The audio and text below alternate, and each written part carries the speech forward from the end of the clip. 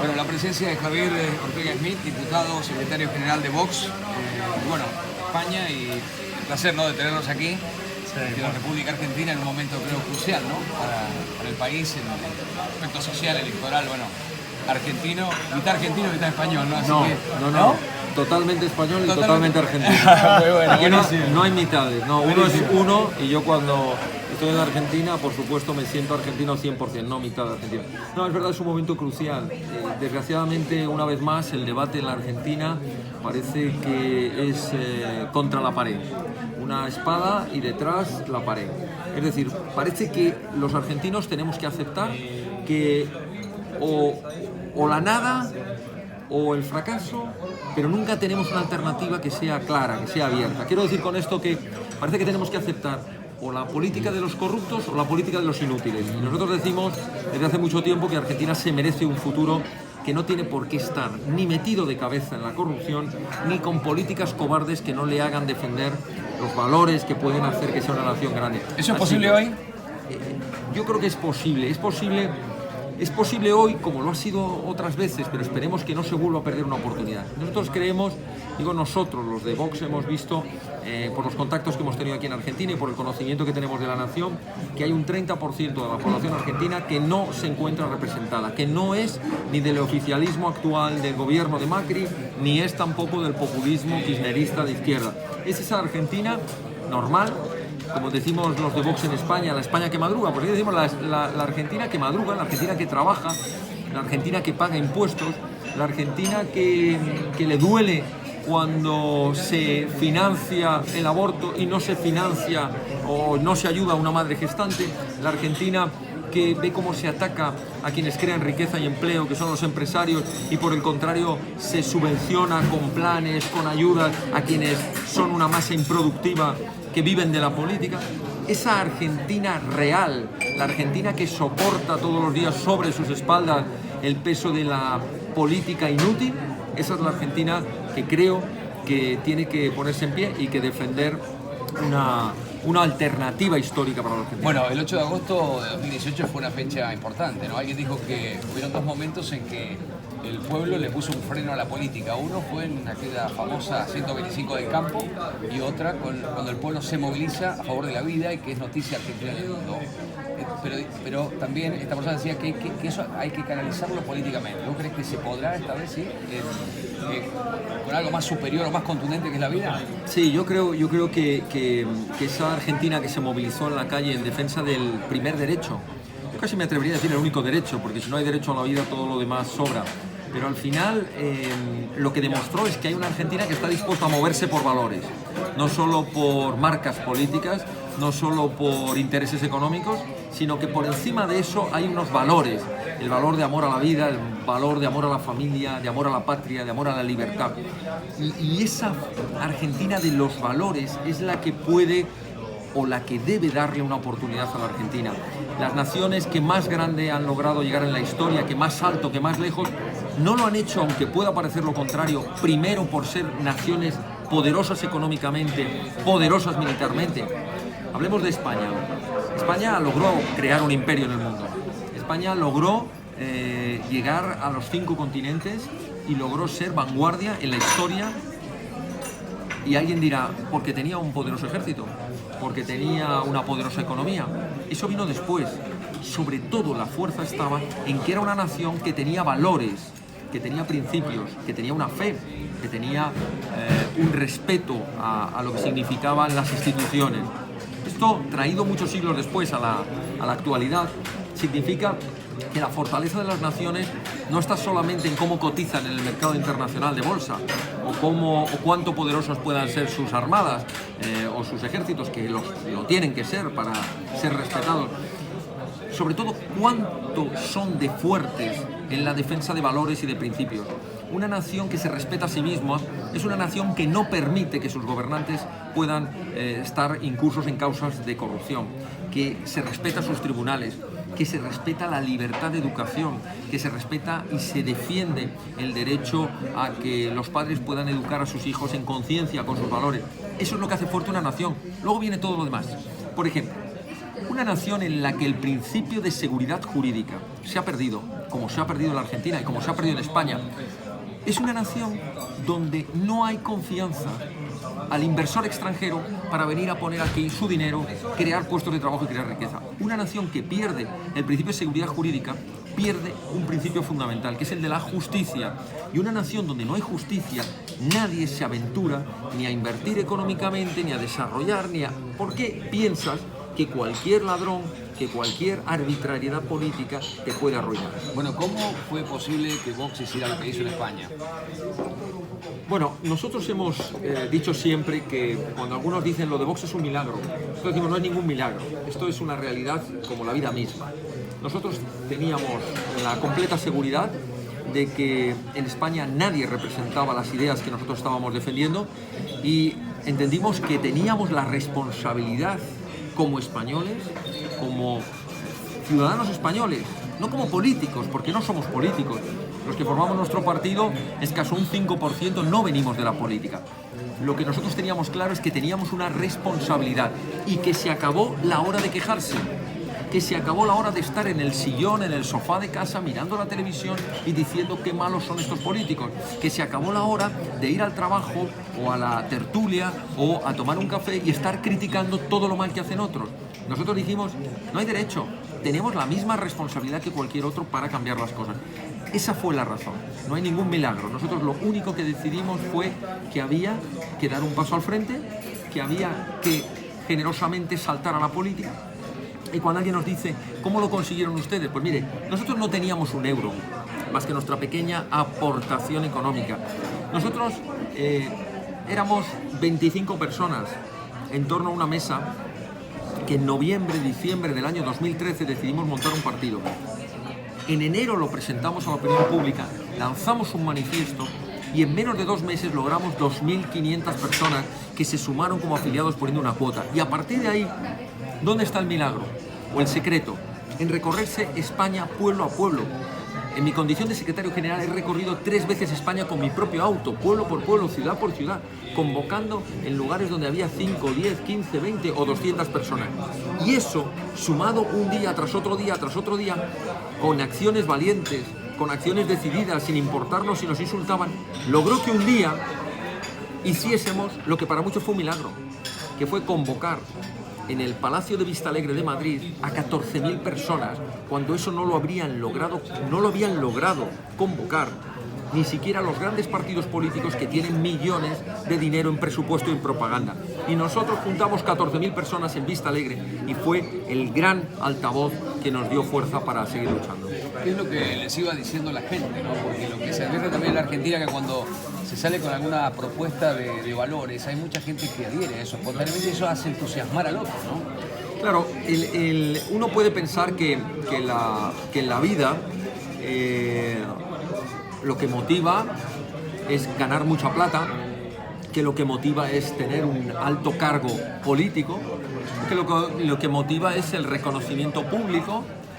Y nosotros estamos convencidos que lo que de verdad motiva, lo que por ejemplo a los jóvenes les está haciendo venir a Vox, no es porque les vayamos a prometer ni un sueldo, ni un cargo político, ni reconocimientos. Les decimos la verdad y les decimos, vais a asumir vuestra responsabilidad como españoles.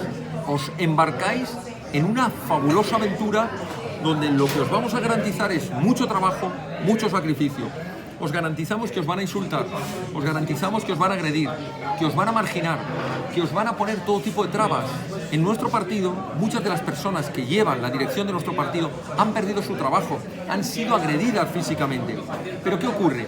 Que la satisfacción que les produce el saber que están cumpliendo con su deber, que están haciendo todo lo que está en su mano para lograr cambiar la realidad, que como les decimos tantas veces, es muy probable que nosotros no la podamos disfrutar en su plenitud, que no veamos los resultados, que no luchamos, por eso lo repetimos tantas veces, por un resultado electoral, sino que luchamos por un cambio generacional, para que las próximas generaciones vuelvan a ver, como la vieron nuestros padres, nuestros abuelos, el fruto de un trabajo hecho a conciencia, con vocación.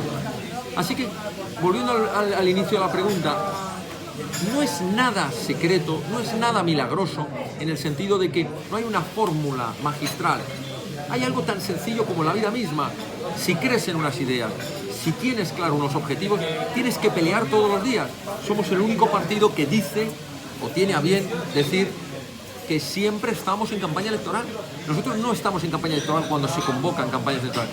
Todos los días estamos haciendo actos, saliendo a la calle, convocando a la gente, sacando tiempo de nuestra familia, de nuestro trabajo, de nuestras diversiones, para recorrer el país, para hablar con la gente. ¿Y qué ocurre?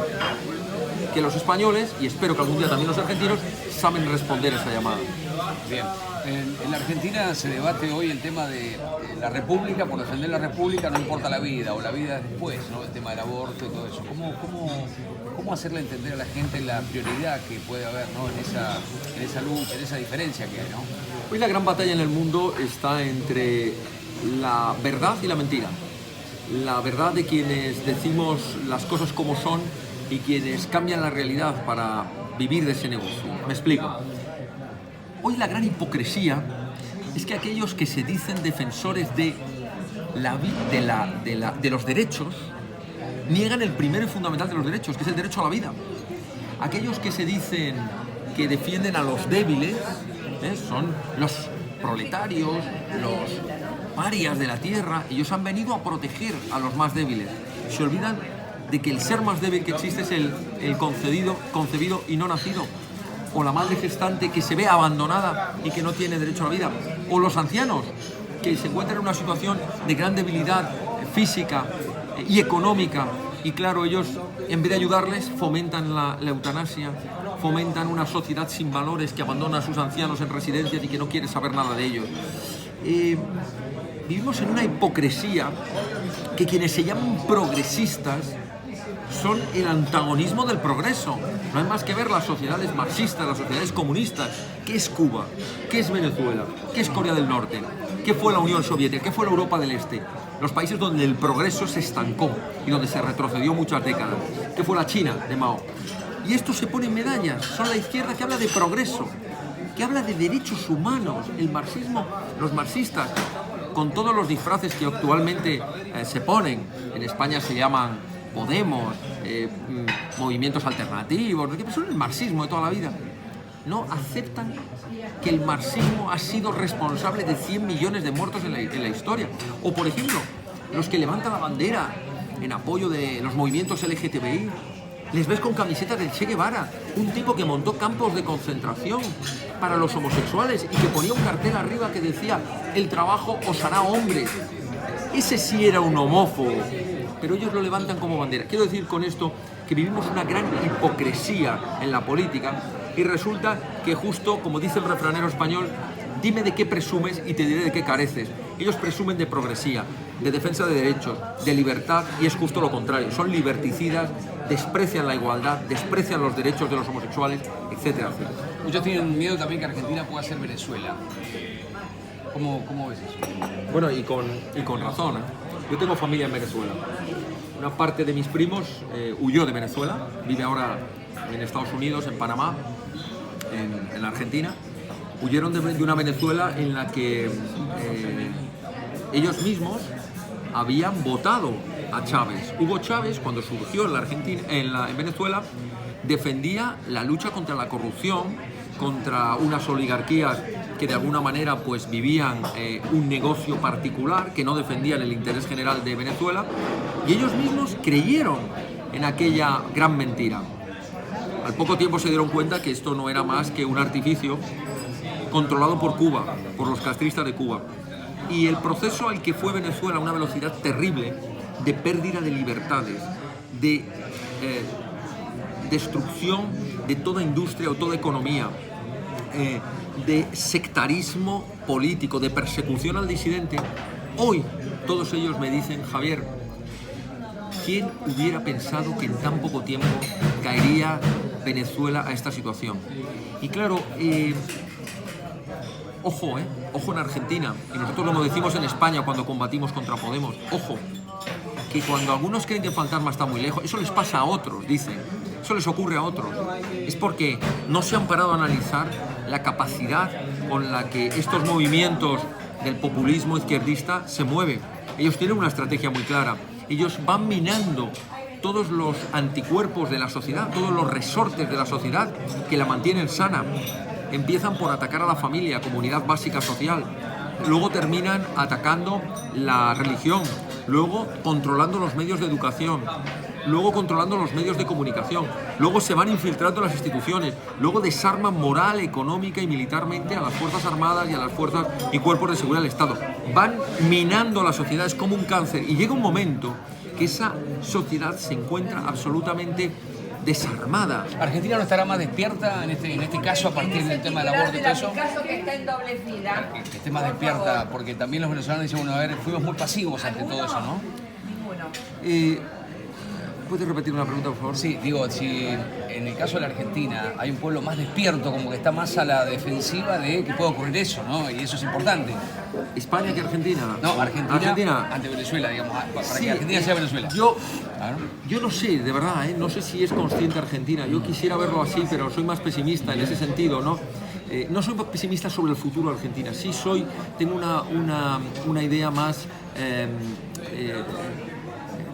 más preocupado de que el pueblo argentino, en términos generales, no es consciente del riesgo que tiene. No es consciente de que bajo apariencias de viejos eslóganes del peronismo, viejos eslóganes de que parece que es lo mismo de siempre, no se dan cuenta que lo que hay infiltrado son los mismos amigos. No tenemos más que ver lo que hacía Cristina Fernández de Kirchner. Se abrazaba con Hugo Chávez, son los amigos de los Castro. Al final, detrás de todos estos populismos, existe un sustrato común de totalitarismo y desgraciadamente la Argentina no está libre de esa amenaza. No digo que no esté a tiempo de reaccionar, pero digo que si Argentina se duerme, cuando estos movimientos lo que hacen es degradar económicamente el país hasta unos niveles que crean una situación ya desesperada, ante esa desesperación viene el populismo a prometer medidas milagro que no se van a producir nunca, a prometer que todos tendrán alimentación, que vendrán ayudas económicas, da igual. Ese populismo crea el caldo de cultivo, crea la necesidad y luego cuando viene de buena fe millones de argentinos o millones de venezolanos o millones de españoles a abrazarse a ese populismo, es cuando ya la situación está perdida. Bueno, después del tema del rechazo del aborto, surgió la posibilidad de que, bueno, a través de partidos provinciales se fuera conformando el Frente Federal Familia y Vida, y también apareció el Frente NOS con Gómez Centurión, que milagrosamente entró ahora, ¿no?, en las pasos al debate presidencial. ¿Eso puede ser una semilla o un inicio de apertura hacia la política? Sí, sin duda. Yo creo que por los contactos que he tenido aquí en Argentina y las personas de distintos partidos, distintos movimientos, la verdad es que da esa esperanza, ¿no? Esa esperanza de que está surgiendo una alternativa que, sin ser pro gobierno, se ha sentido defraudada por lo que ha significado el macrismo, por llamarlo de alguna manera, y que por supuesto no cree para nada en el populismo radical de izquierda de los Kirchner, ¿no? Y que por tanto está buscando algo, pero que realmente no ha tenido esa alternativa. Una alternativa que hable de valores, una alternativa que hable de oportunidades, una alternativa que hable de conjugar una Argentina moderna con una Argentina que respeta su tradición y su historia, su cultura. Es cierto, hay lo mismo que sentimos cuando creamos Vox. Vox significa la voz. Quisimos darle voz a millones de españoles que te decían: es que nadie defiende esto, es que nadie va a criticar que el sistema de las comunidades autónomas nos ha dividido a los españoles, crea españoles de primera, segunda y de tercera. Es que no va a haber nadie que diga que esta política fiscal que aplican igual los de derechas que los de izquierda es confiscatoria, nos está arruinando. Es que no va a haber nadie que vaya a defender la familia y la vida. Y cuando hay muchos que dicen es que no va a haber nadie, es porque necesitan a alguien.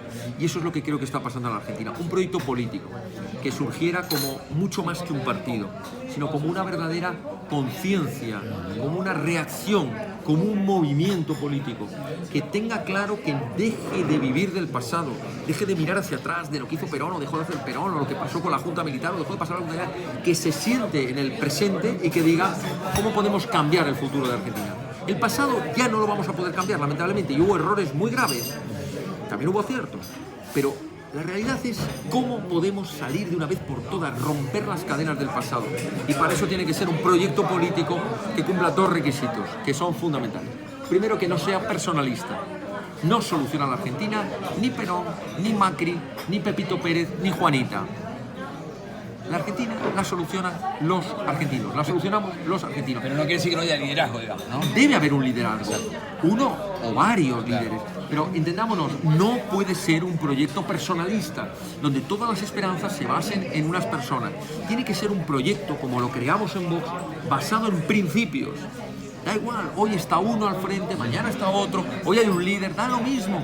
Sí, es un proceso que tiene que durar muchos años, pero lo que no puede ser es que sea un proceso que no tenga unas bases políticas, éticas, morales, unas líneas maestras, una hoja de ruta bien definida. ¿Cuál sería el tiempo razonable que podría tener un partido político o un movimiento para tener un efecto fuerte en la sociedad? Quizás nosotros vimos el caso del movimiento del Frente Nos, el cual fue muy atacado de algunos bandos oficialistas y no oficialistas. Y por ahí la desesperanza de la gente fue, bueno, no dio resultado, entonces no sé qué estábamos buscando. Entonces uno por ahí de fondo dice, esperen, me parece que están buscando un resultado demasiado pronto. ¿Cuánto tardaron ustedes en ser una fuerza importante en su país, digamos, o que, digamos, le tuvieran respeto desde las otras fuerzas políticas? Bueno, la pregunta está muy bien porque al final lo que estamos diciendo es que hay quienes viven la política a corto plazo. Como le gusta decir a la presidenta de Vox en Madrid y nuestra diputada en la Asamblea de Madrid, Rocío Monasterio, dice que hay quienes viven con focos, luces cortas, como los autos. Nosotros decimos que no, que nuestro proyecto es un proyecto de luces largas, no busca un resultado electoral, busca un cambio generacional. Y claro, hay quienes se ponen muy pronto nerviosos, quieren la solución fácil. La solución fácil, mire, yo lo hago el símil con los árboles. Un árbol de crecimiento rápido es un árbol que consume muy rápido, que no tiene fortaleza, que crece muy rápido, que no asienta bien las raíces y que al mínimo viento se viene abajo. Nosotros somos los que creemos en la política de la encina, del roble, del pino, que va poco a poco, pero va creando unas raíces fuertes sobre el que luego se puede asentar realmente un proyecto que dure muchas décadas. Porque transformar la Argentina y transformar España no se va a hacer en 5 años, ni en 10, ni en 20, y dará 20, 25 años. Eso no significa que empieces a ver los primeros frutos en 25 años. Significa que tienes que ser consciente que estás subiendo una montaña muy alta. Cuanto más altas sean tus exigencias, más duro es el camino. Y que se conforme con una pequeña cota política, un resultado efímero, rápido, que sepa que esa va a ser su cota, llegará allí y no seguirá. Quien apunte en una dirección difícil, que haga una propuesta de futuro generacional, sabe que el camino va a ser más difícil, más lento, tiene que ir construyendo más despacio, pero también va a ser como una casa que tiene un cimiento sólido. Nosotros nos llevó exactamente 4 años y medio de recorrer el país casi a pie, como auténticos misioneros. Mi auto he recorrido con 2 personas más 3 veces el país entero, 3 vueltas enteras a cada una de las provincias, de las ciudades. Pero así lo hemos hecho todos, día a día, haciendo campaña todos los días. Decimos que es el único partido que ha hecho campaña todos los días, no esperábamos a las elecciones. Por tanto, no es importante el tiempo que te lleve. Lo que es importante es que tengas la decidida voluntad, que te lleve el tiempo que te lleve, no vas a dar la vuelta. El que empieza a subir una montaña y dice, de repente, los que hayan hecho montañismo me van a entender. Lo difícil de arrancar una montaña no es arrancar a caminar, es la mitad del trayecto.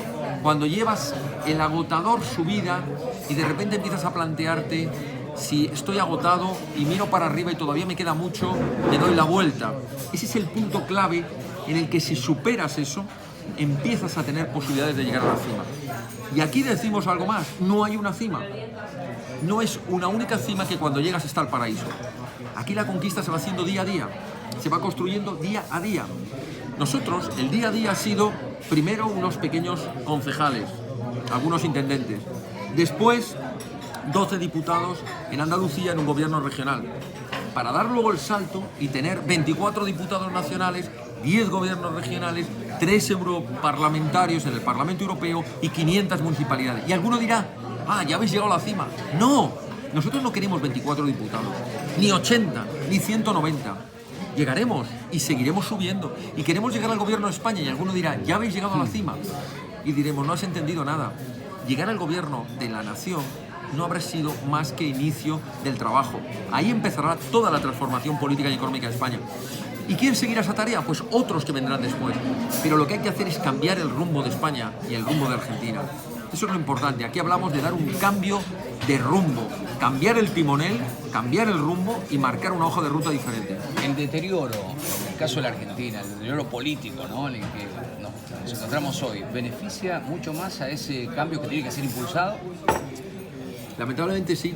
Lamentablemente cuando existe una situación de, llamémosle, tranquilidad, de acomodo, parece que la sociedad se adormece, ¿no? Parece que no despierta. Y eso es muy peligroso, porque por debajo puedes estar teniendo unos movimientos que sí trabajan duro en socavar los cimientos de la nación, pero tú vives en un cierto confort, tu familia, tu trabajo, tus vacaciones, vives en un área de confort de la que no quieres salir.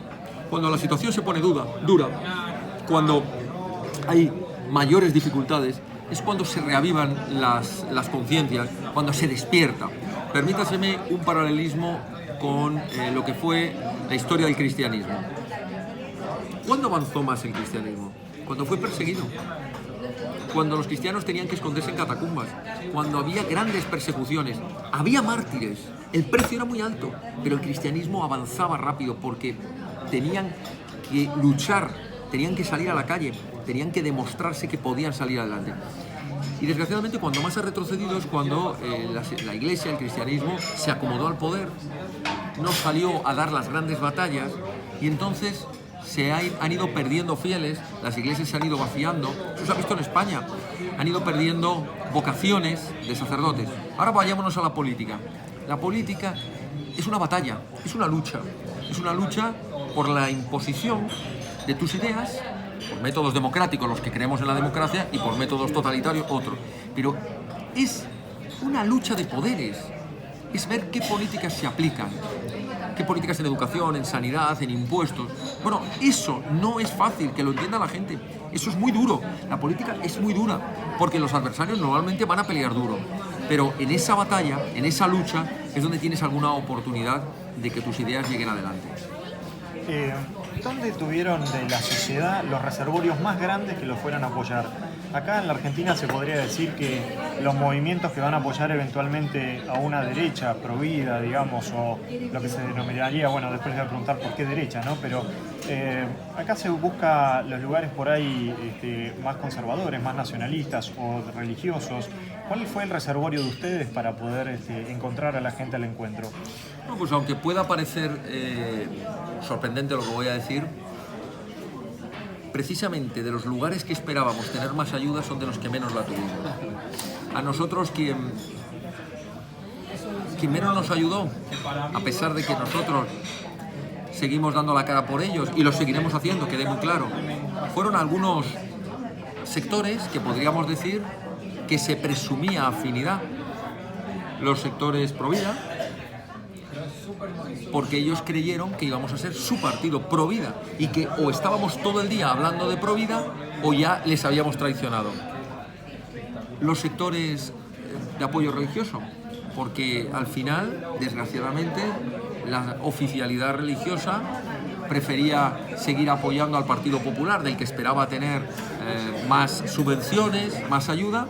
Y curiosamente, si yo les digo que la televisión que es de la Iglesia, que se llama Canal 13 TV, o la radio, que es la COPE, es la radio y la televisión que menos nos invitaron, nunca nos dejaron hablar, y nosotros decíamos, pero qué curioso, si los únicos que estamos defendiendo la libertad de la educación, si los únicos que estamos defendiendo la libertad religiosa somos nosotros, si los únicos que estamos defendiendo la lucha por la vida y por la familia somos nosotros, y sois los que peor nos tratáis, primero con el desprecio del silencio y después con la crítica.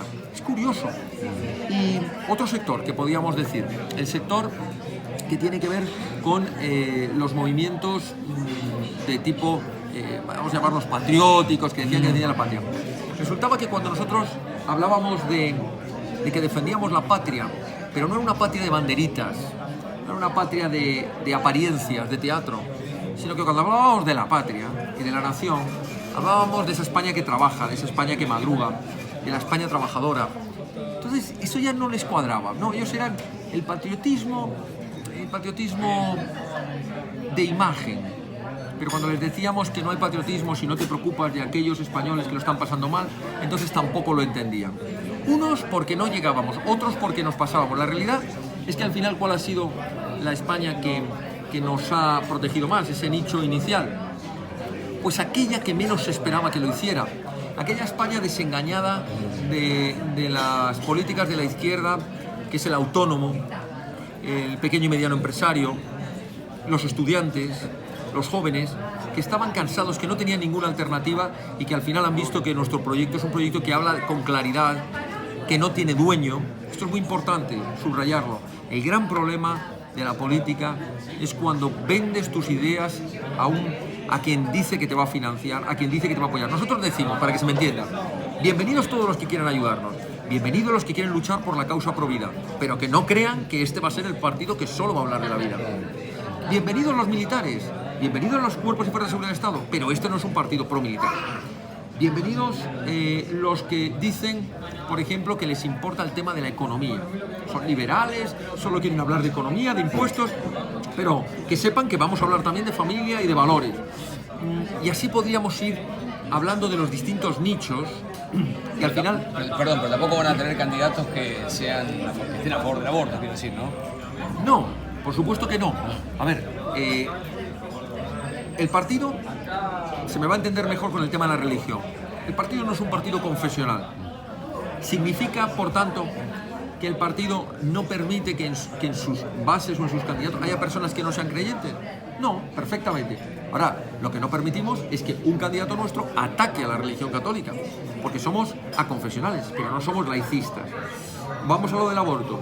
El partido tiene una posición clara en favor de la vida, apoyar a la madre gestante, apoyar a los concebidos y no nacidos, trasladar la cultura de la necesidad de fomentar la vida ante lo que es una de las mayores amenazas que tenemos ahora mismo en toda Europa, que es el suicidio demográfico, la falta de nacimientos, la despoblación de zonas terribles. Nuestra política va en todas esas líneas. Quien viene a nuestro partido ya sabe que defendemos eso. Y habrá quien te diga, yo no estoy muy de acuerdo. Y digo más, hay muchas personas que en nuestro partido no están de acuerdo en todo. Me voy a poner como ejemplo. Yo no soy un amante de la tauromaquia. A mí no me gustan los toros. Yo no voy a corridas de toro, salvo cuando ahora tengo que ir porque me invitan y voy en mi papel institucional o en mi papel como secretario general. Pero yo, Javier Ortega, a título individual, no me gustan los toros, porque veo sufrir un animal, aunque reconozco el valor cultural de lo que se llama la fiesta nacional. Ahora bien, yo tengo muy claro que en mi partido defendemos la tauromaquia, porque creemos que es parte de la cultura española. Por tanto, a mí no se me pasa por la cabeza decir algo contrario a este tema. No todos los que estamos en Vox estamos de acuerdo en todo, como dice nuestro presidente, ni el propio presidente. Estaremos de acuerdo en un 60%, en un 70%. Pero ¿saben lo que pasa? Que dicen, entonces, ¿por qué estás en un partido que no estás de acuerdo en todo? Porque comparado con el resto estoy todavía con menos de acuerdo. A lo mejor con el resto de los partidos no estoy de acuerdo ni en un 20%. Y aquí estoy de acuerdo en un 70%. Esto quiere decir que somos un partido, en ese sentido, abierto a que puedan venir muchas personas, aunque no estén de acuerdo en todo. Lo que les pedimos es que si son portavoces del partido, deben defender lo que son las líneas maestras del partido. Bien, Javier, gracias por este diálogo.